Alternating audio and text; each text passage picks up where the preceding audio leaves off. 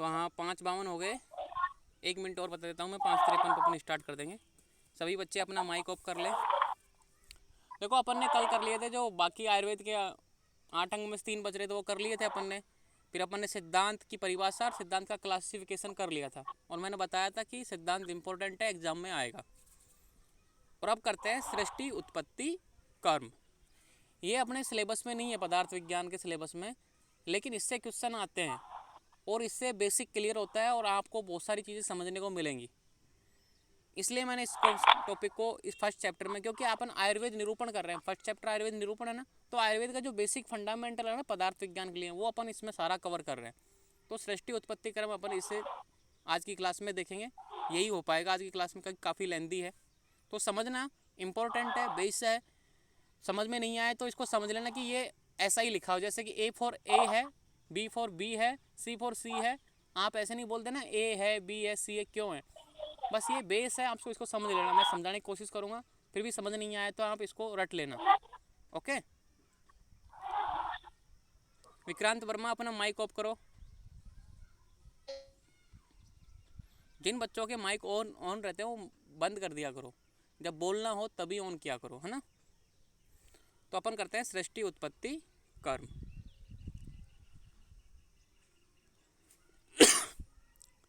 देखो आचार्य 2 हैं अपने, फर्स्ट ईयर में तो अष्टांग भागवत है, ठीक है, तो वागवट का मेंशन नहीं, क्योंकि पदार्थ विज्ञान में ऐसे स्पेशल थोड़ी कि भाई वागवट का ही मेंशन करो, तो लेकिन जो पीजी में भी आते हैं और इम्पोर्टेंट भी हैं आपके लिए, वो मैंने आचार्य चरक और आचार्य सुश्रुत दोनों का यहाँ पे मैंने मेंशन कर लिया। क्योंकि मैंने जब ये नोट्स बनाए तो मैंने सोचा कि क्यों एक को मैं छोड़ूं, दोनों को मेंशन कर लेता ताकि दोनों ही समझ में आ जाए। तो आचार्य चरक किसको फॉलो करते हैं, वेदांत दर्शन। अब दर्शन अगला चैप्टर है अपना, पदार्थ विज्ञान का अगला चैप्टर है, तो उसमें अपन बढ़ेंगे वेदांत दर्शन। तो ये बात क्लियर हो गई। और आचार्य सुश्रुत ने किसको फॉलो करते हैं, सांख्य दर्शन को।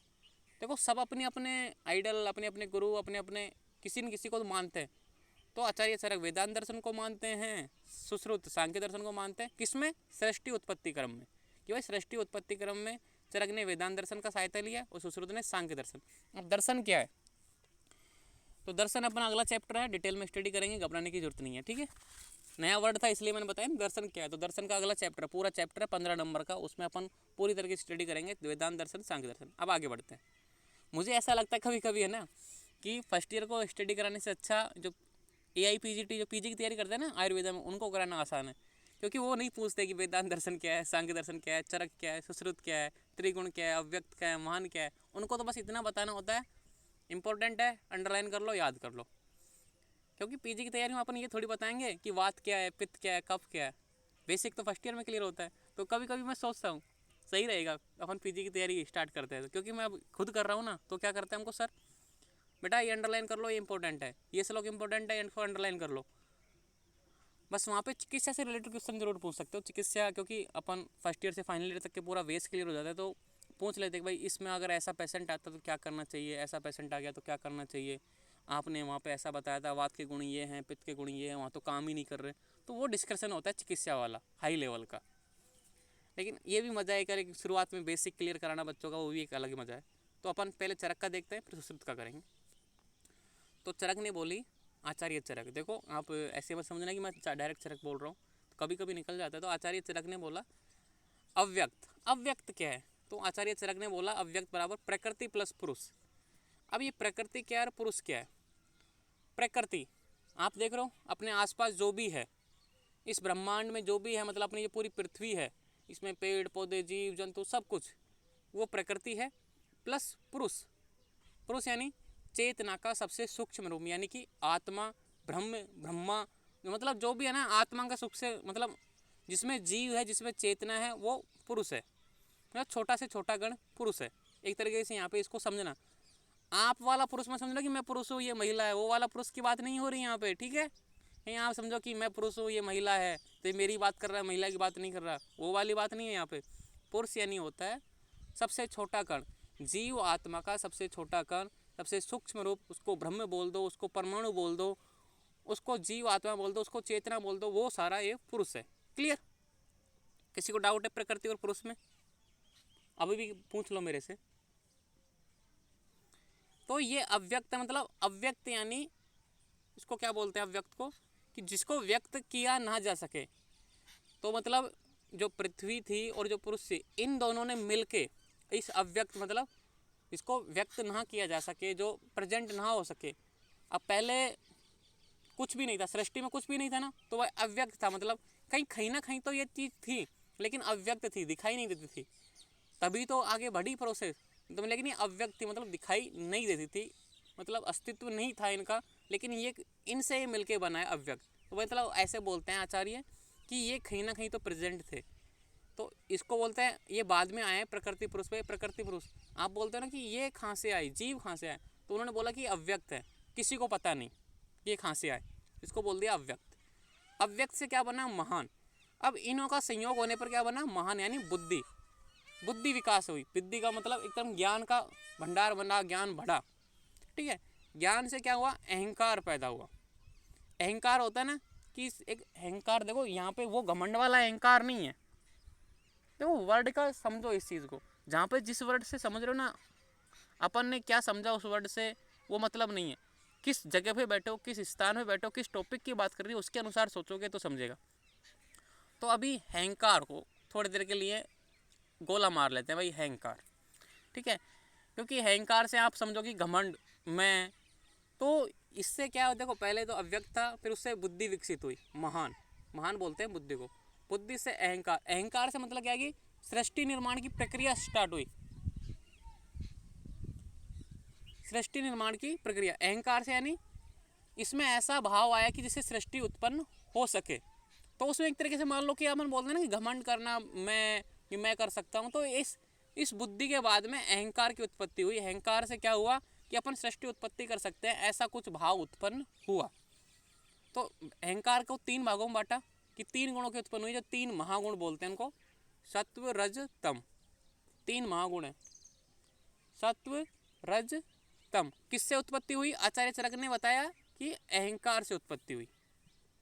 ओके, सत्व और रज, देखो ध्यान रखना, देखो क्रॉस देखना, सत्व और रज मिले तो एकादश इंद्रिया मिली, मतलब 11 इंद्रियों का निर्माण हुआ। और रज और तम मिले तो पंच तन मात्राएं मिली। ये नए नए वर्ड हैं, आपको समझाऊंगा पंच तन मात्रा क्या है, एकादश इंद्रिया क्या है। और पंच तन मात्रा से पंच महाभूत, ये मतलब एक क्रम है सृष्टि उत्पत्ति का। सबसे पहले अव्यक्ता, फिर बुद्धि हुई, फिर ऐसे अहंकार। अहंकार से 3 गुण मिले, सत्व रज तम। सत्व और रज मिला तो एकादश इंद्रिया, और रज और तम मिला तो पंच तन मात्रा है। पंच तन मात्रा से पंच महाभूत बना, ये आचार्य चरक बोलते हैं। इतना समझो, अभी मैं समझाऊंगा पूरा। फिर सुश्रुत ने बोल, अब सुश्रुत आ जाते हैं। सुश्रुत बोलते हैं भाई सांख्य दर्शन के अनुसार चलेंगे अपन तो इन्होंने बोला अव्यक्त है ना, ठीक है, मूल प्रकृति है, लेकिन अव्यक्त को इसने क्या माना, त्रिगुण प्लस अष्ट प्रकृति। 3 गुण क्या हैं, सत्व रजतम। इनको जो आचार्य सुश्रुत थे ना, उन्होंने इन गुण को यहीं पे मान लिया कि जो ये अव्यक्त था ना, इसमें भी ये 3 गुण थे, पहले से अपन को पता नहीं था लेकिन थे, उन्होंने माना सुश्रुत ने। और अष्ट प्रकृति भी थी। अब ये अष्ट प्रकृति क्या है ये भी आपको बताऊंगा।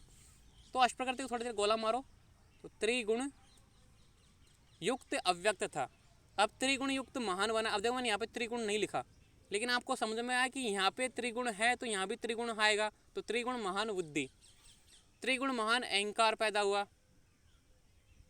ठीक है, त्रिगुण महान अहंकार पैदा हुआ। अब अहंकार को 3 भागों में, यहाँ पे देखो 3 है ना, तो यहाँ भी 3 ही है, तो लेकिन कैसे बांटा इन्होंने, अलग नाम दिए, वैकारिक, तेजस और भूतादि। तो उन्हीं के जो दूसरे पर्यायवाची हैं वो है सात्विक, राजसिक, तामसिक, मतलब सत्व रज तम, बस नाम चेंज किए सुश्रुत ने और कुछ नहीं किया। यहाँ पे वैकारिक, तेजस, और अंतर क्या किया, यहाँ पे प्रकृति प्लस पुरुष है और यहाँ पे त्रिगुण प्लस अष्ट प्रकृति। जब पीजी में क्वेश्चन आता है तो क्वेश्चन आएगा आचार्य चरक के अनुसार, क्योंकि मैंने ये टॉपिक पढ़ा है पीजी के हिसाब से इसलिए मुझे पता है। तो क्वेश्चन आएगा आचार्य चरक के अनुसार अव्यक्त है, तो इसमें से आपको आंसर देना है प्रकृति प्लस आचार्य चरक ने माना है। और वहाँ पे क्वेश्चन आएगा आचार्य सुश्रुत के अनुसार अव्यक्त है, त्रिगुण प्लस अष्ट प्रकृति। ठीक है, इतना सा एक क्वेश्चन आएगा। बाकी देखो महान, महान, अहंकार, अहंकार, इसके द्वारा 3 सत्व रज तम, और इसने बस नाम चेंज कर दिया वैकारिक, तेजस, भूतादि, तो उन्हीं को बोलते हैं सत्व रज तम। अब ये सत्व रज तम क्या है, 3 महागुण बोलते हैं इनको। इनको क्या बोलते हैं, 3 महागुण, सत्व रज तम। देखो वही सत्व रज से एकादश इंद्रिया सेम, जैसे यहाँ भी एकादश इंद्रिया आई थी, वही रज और तम से पंच तन्मात्राएं और पंच तन्मात्रा से पंच महाभूत। अब आपने देखो यहाँ पे अष्ट प्रकृति पे गोला लगा रखा है किसी बच्चे ने, अच्छी बात है। देखो अभी समझाऊंगा अष्ट प्रकृति क्या है। अष्ट प्रकृति ये है कि अव्यक्त, कि भाई अष्ट प्रकृति में क्या आता है, अव्यक्त, महान, अहंकार। ये बोलते हैं आचार्य सुश्रुत ने बोला कि जो अव्यक्त था ना, इसमें पहले से ये गुण विद्वान थे। अव्यक्त था, एक तो महान था, अहंकार था और पंच तन्मात्राएं, ये अष्ट प्रकृति की हम सम्मिलित होती है। मतलब किसने बोला, सांख्य दर्शन ने बोला कि अव्यक्त है ना, जो अष्ट प्रकृति प्लस त्रिगुण युक्त है, सत्वरजतम प्लस पंच तन्मात्राएं, अव्यक्त महान अहंकार, अव्यक्त महान अहंकार प्लस पंच। अब आप बोलोगे पंच तन्मात्रा तो बाद में आई, पहले कैसे? क्योंकि उत्पत्ति तो इन्हीं से हुई है ना, सिस्टम तो यहीं से स्टार्ट हुआ ना। देखो समझो, अव्यक्त महान अहंकार और त्रिगुण, त्रिगुण तो इसमें चले गए, अव्यक्त महान अहंकार आ गए और पंच तन्मात्राएं यहाँ पे आ गए अष्ट प्रकृति में। तो ये बोलते हैं कि ये इनमें ही समाहित थे, अव्यक्त में ये सब कुछ समाहित है, इसलिए अपन पहले ही मान लेते हैं। ये बाद में लिखे गए थे, ऐसे नहीं कि शुरुआत में लिखे गए थे, ये बाद में लिखे गए थे। अष्ट प्रकृति का देखो मैंने बता देता हूँ आपको, देखो ये लिख रखा, अष्ट प्रकृति अव्यक्त प्लस महान प्लस अहंकार प्लस पंच तन्मात्रा को अष्ट प्रकृति बोलते हैं। अब इसको आप कैसे भी समझो, जैसे कि अपन हैं, एक युग्मनज होता है, जाइगोट होता है, ठीक है। जाइगोट में अपन ऐसे बोलते हैं कि इसमें 2 हाथ है, 2 पैर हैं, ठीक है, 2 आंखें हैं, 1 नाज है, क्योंकि जाइगोट में सब कुछ निकलेगा, आगे जाके सब कुछ बनेगा कि नहीं बनेगा, जाइगोट से सब कुछ बनेगा ना, अपनी पूरी बॉडी का फॉर्मेशन होगा, है ना, उसमें छुपा है ना, लेकिन अपन को दिखाई नहीं दिया उस समय जब युग्मनज था, जाइगोट था, बस एक शैली तो थी उस समय जो, वैसे ही ये था, क्या था कि अव्यक्त, भाई अव्यक्त से ही सब कुछ, मतलब कुछ था ही नहीं उस समय, तो कुछ ना कुछ तो प्रोसेस हुआ, तब तो सब कुछ था, तभी तो ये सब कुछ बना है।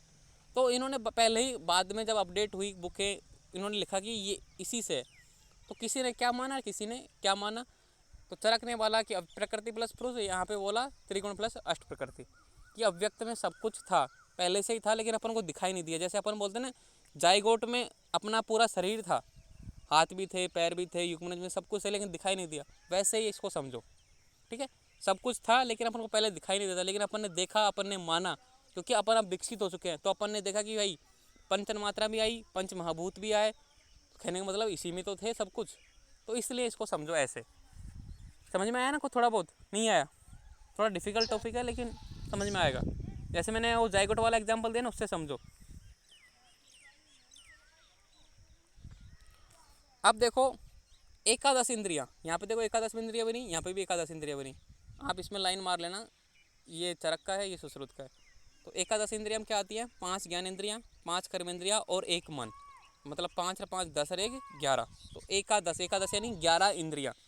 तो क्वेश्चन आएगा इंद्रियां लिखी हैं, तो 5 ज्ञानेंद्रियां, 5 कर्मेंद्रियां, 1 मन, ठीक है। पंच तन्मात्राएं क्या होती हैं? शब्द, स्पर्श, रूप, रस, गंध। ध्यान से सुनना, शब्द, स्पर्श, रूप, रस, गंध, मतलब शब्द तन्मात्रा, स्पर्श तन्मात्रा, रूप तन्मात्रा, रस तन्मात्रा, गंध तन्मात्रा, ठीक है। पंच महाभूत, आकाश महाभूत, वायु महाभूत, अग्नि महाभूत, जल महाभूत, पृथ्वी महाभूत, ये आपको याद कर लेना है, ये बेसिक है, फंडामेंटल है। अब आगे देखो, ज्ञानेंद्रिया,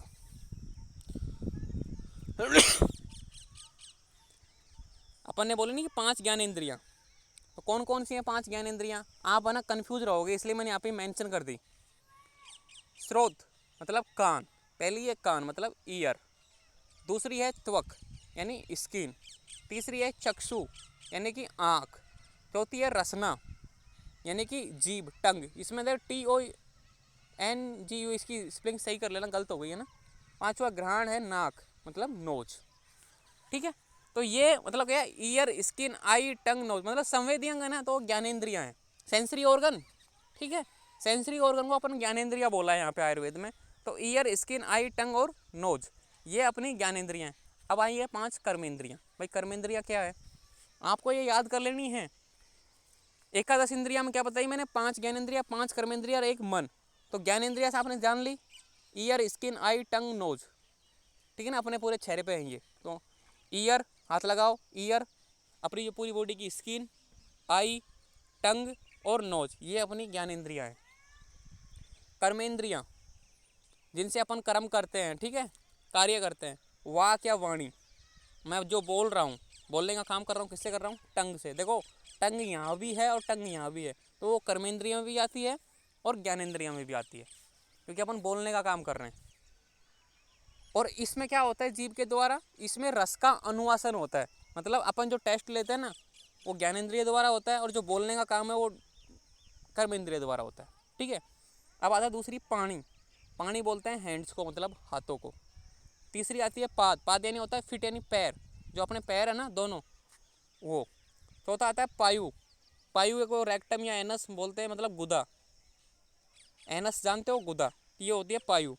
पांचवा है उपस्थ, उपस्थ यानी होता है जेनाइटल ऑर्गन, मतलब जननांग, चाहे वो लेडीज हो चाहे वो पुरुष हो, दोनों के जननांग उपस्थ में आते हैं, ये आती है कर्मेंद्रियाँ, ठीक है। सबका एक विशेष काम है, जीभ का बोलने का है, हाथ का देने का है, पैर का चलने का है, गुदा से मल मार्ग मतलब मलों को उत्सर्जन करने का है, और जननांग से रिप्रोडक्शन, ठीक है।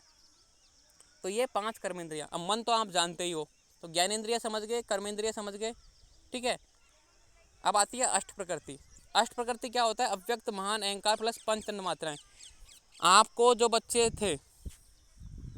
हैं, अष्ट प्रकृति एक टॉपिक है अष्टांग हृदय में, कि अष्ट प्रकृति को समझाइए, तो आप यहाँ से समझ सकते हो उस चीज़ को। अव्यक्त, महान, अहंकार, पंच तन्य मात्राएं अष्ट प्रकृति कहलाती हैं। अब पंच तन्य मात्राएं कौन कौन सी हैं, पंच तन्य मात्राएं ये रही, शब्द, स्पर्श, रूप, रस, गंध, क्लियर। और षोडश विकार, एक आता है षोडश विकार, इंपॉर्टेंट क्वेश्चन है, साथ में इसमें मेंशन कर दिया कि षोडश विकार से आप क्या समझते हैं। षोडश यानी 16, 16, ठीक है, 15 के बाद है ना, 15 के बाद में आता है 16, वो षोडश विकार। षोडश यानी 16 विकार। 16 विकार कौन से हैं, ये क्वेश्चन आता है। तो एकादश इंद्रियां प्लस पंच महाभूत को षोडश विकार बोलते हैं। देखो एकादश में क्या आई, ये 5 और एक मन 11, और 5 महाभूत। 5 महाभूत कौन कौन से हैं, आकाश, वायु, अग्नि, जल, पृथ्वी। 11 और 5 16 हो जाते हैं टोटल, तो ये षोडश विकार है।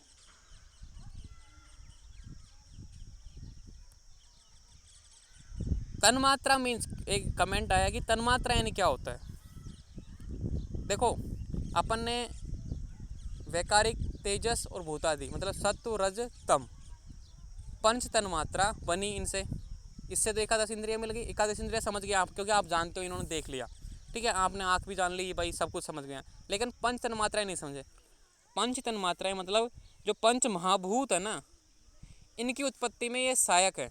जैसे कि शब्द किससे शब्द क्या उत्पन्न करेगा, आकाश महाभूत, मतलब ये सूक्ष्म भूत, इनको सूक्ष्म भूत बोलते हैं। सूक्ष्म भूत, ये तो महाभूत है, ये पंच तन्मात्रा में क्या बोलते हैं, इनको सूक्ष्म भूत बोलते हैं, कि उत्पत्ति में सहायक। जैसे कि अपन कोई कार्य जैसे कि पंच महाभूत बनाने अपन को, तो पंच महाभूत से जो कच्चा प्रोडक्ट बनता है, पहले कोई चीज़ को बनाने से पहले कच्चा प्रोडक्ट रहता है ना, तो महाभूत बनने से पहले जो कच्चा प्रोडक्ट है कम मात्रा में, वो होती है पंच तन्मात्राएं। तो ये मतलब महाभूतों का पूर्व रूप है, ये मतलब सहायक है, पंच महाभूत उत्पन्न करने में ये मुक्त है, सहायक है। शब्द से कौन सा महाभूत बनेगा, आकाश। स्पर्श से कौन सा महाभूत बनेगा, वायु। रूप से कौन सा महाभूत बनेगा, अग्नि। रस से कौन सा महाभूत बनेगा, जल। और गंध से कौन सा महाभूत बनेगा, पृथ्वी। और आपको अभी समझा देता हूँ मैं, ध्यान से सुनना। शब्द, आकाश, आकाश का काम क्या है, आकाश कौन से महाभूत में आता है, ईयर में आता है। देखो ये सब मिले हुए हैं, बाद में जाके पंचिका आएगी, मतलब इंद्रियों की पंचिका तालिका, उसमें आपको देख पंच तन्मात्रा, पंच महाभूत, इंद्रियां और इनकी बुद्धि। देखो शब्द किस में पाया जाता है, आकाश महाभूत किस में पाया जाता है, ईयर में।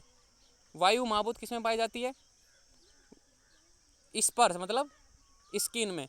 अग्नि महाभूत, रूप आँखों में। जल किस में पाया जाता है, जीभ में। गंध किस में पाई जाती है, नोज में, तो मतलब गंध।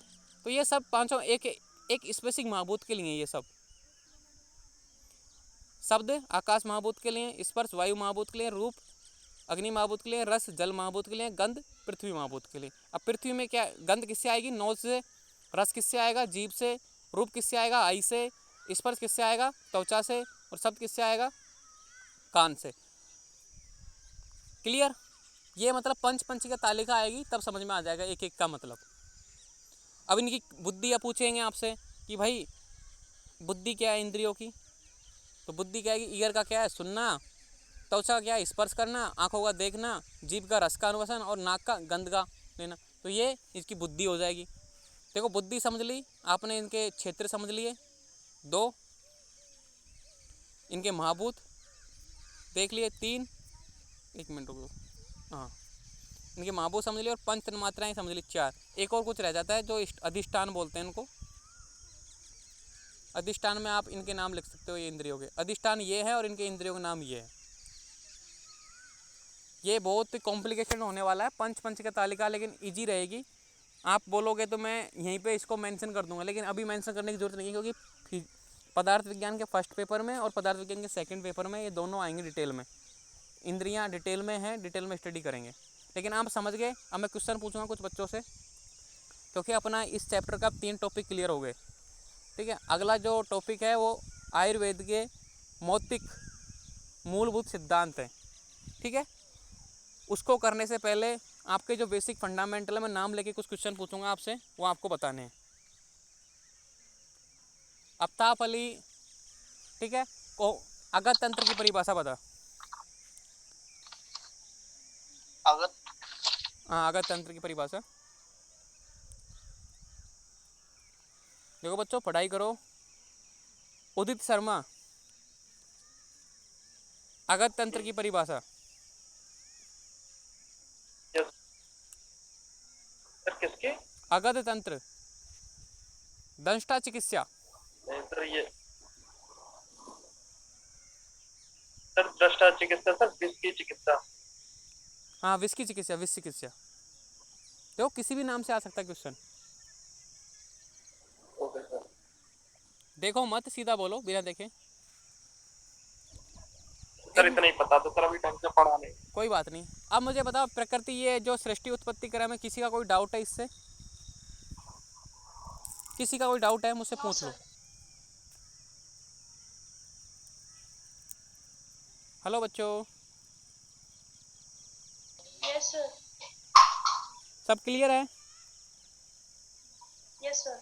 ओके, तो देखो मैंने आज है ना यहीं तक के नोट्स बनाए, क्योंकि अगला जो टॉपिक है ना बिल्कुल नया टॉपिक है और इम्पोर्टेंट है, हर साल 10 नंबर में आता है, इसलिए मैंने उसके नोट्स नहीं बनाए, क्योंकि मैं नया क्लास स्टार्ट करना चाहता हूँ। आयुर्वेद के मौलिक सिद्धांत या भूतपूर्व मतलब जो बेसिक सिद्धांत है ना, वो उसमें अपन एक एक चीज़ के बारे में डिटेल में पढ़ेंगे। जो बच गए ना बेसिक प्रिंसिपल्स आयुर्वेद के, वो उसके बाद में अपन स्पीड में चलेंगे फिर, क्योंकि सारा बेसिक आपका क्लियर हो जाएगा। सृष्टि उत्पत्ति क्रम मैंने आपको समझा दिया, एकादश इंद्रिय बता दी, पंच तन्मात्रा बता दी, पंच महाभूत बता दिए। आप ये नए नए वर्ड आ गए ना, तो सारों का मीनिंग बता दिया मैंने आपको। तो आज की क्लास अपन यहीं ऑफ करेंगे, और कल अपनी शायद, कल तो संडे है, कल तो ऑफ रहेगा। ठीक है, मंडे को अपना ये पहला चैप्टर कंप्लीट हो जाएगा। ओके, बाकी के बाद में यस सर। तो आज की क्लास यहीं पे ऑफ करते हैं, और मंडे को अपनी क्लास लगेगी। नेक्स्ट संडे का ऑफ है आपका ना। और पढ़ाई करो, टेस्ट लगेगा अपना 2 चैप्टर के बाद टेस्ट ले लूँगा मैं ना, 15 दिन हो जाएंगे, 15 से 20 दिन बाद तो टेस्ट ले लूँगा मैं आपके, और आपको पता लग जाएगा कैसे आंसर देने हैं आपको। और किसी बच्चे को कोई प्रॉब्लम है कि भाई मुझे तो समझ नहीं आ रहा, मेरे को तो ऐसे पैसे बर्बाद हो गए, वो भी बता सकता है मुझे अभी भी। सबको समझ। आपने जो बात आज प्रकृति बताया था, इसकी लो क्वालिटी के बारे में बता दो एक बार। लो क्वालिटी वातज प्रकृति वाला क्या होता है कि तुरंत ज़्यादा बीमार होता है, क्योंकि छोटी सी भी, वो आप मतलब अष्टांग का क्वेश्चन पूछ रही हो ना। जी। कोई बात नहीं, मत कहने का मतलब ये है कि उसमें क्या होता है कि उसको रोग ज़्यादा होते हैं। 80 प्रकार के वातज रोग बताएं, सबसे ज़्यादा रोग बताएं वातज प्रकृति वाले व्यक्ति को, क्योंकि वो हाइपर एक्टिव होता है, और हाइपर एक्टिव हमेशा नुकसानदायक होता है। आपने गुण देखे ना उसके बाद के, रुक्ष लघु, रुक्षता, लघुता, सूक्ष्मता, मतलब गुण ऐसे हैं कि व्यक्ति को नुकसान ही करेंगे मोस्टली ज़्यादा। तत्व रुक्षो लघु सीतो खर सूक्ष्म से अनिल है, मतलब चल यानी चंचल रहेगा बहुत ज़्यादा, उसमें रफ्ता रहेगी, सूक्ष्मता रहेगी, मतलब एक तरीके से वो गुण है ना, गुणों के आधार पर देखो उस हिसाब से, सर यहाँ पे लिखा हुआ है, हाँ यहाँ पे लिखा हुआ है ना, जो प्रकृति होती है वो मनुष्य को के लिए हार्मफुल में नहीं होती है, लेकिन सर लेकिन नॉर्मल कंडीशन है, अब अभी उसकी प्रकृति में कोई चेंज नहीं आया है। हाँ? तो आप बोल रहे थे वो जैसे नॉर्मल कंडीशन किसी को नेचुरल मिली है वातज प्रकृति, हाँ उसमें भी कोई चेंज नहीं आया, ना ज्यादा हुई है अभी और ना कम हुई है, हाँ। तो वो तो हार्मफुल हुई ना। और आप बोले थे मतलब वो ज्यादा डिजीज वो होती रहती है हार्मफुल जल्दी नहीं है, जल्दी उस। वो मतलब ठीक है, बिल्कुल नॉर्मल कंडीशन में ठीक रहेगी, लेकिन जैसे ही थोड़ा सा इनबैलेंस हुआ तुरंत रोग आ जाएगा। कफ में ऐसा नहीं होता, थोड़ा सा इनबैलेंस झेल जाता है व्यक्ति, मैनेज कर लेता है, लेकिन वातज में नहीं हो पाएगा मैनेज। इसलिए वो मतलब निम्न प्रकृति की है, मतलब लो क्वालिटी है। लो क्वालिटी क्योंकि वो थोड़ा सा इनबैलेंस हुआ ही तुरंत रोग उत्पन्न कर देगी, थोड़ा सा भी माइन्यूर इनबैलेंस होते ही रोग उत्पन्न कर देगी वो। समझ रहे हो उस चीज़ को? नॉर्मल कंडीशन में व्यक्ति ठीक रहेगा, लेकिन वो जरा सा भी थोड़ा सा भी मतलब थोड़ा सा भी इनबैलेंस हुआ तुरंत रोग उत्पन्न हो जाएगा। ऐसा कफ और पित्त में नहीं होता। ठीक है, okay sir. Okay, thank you.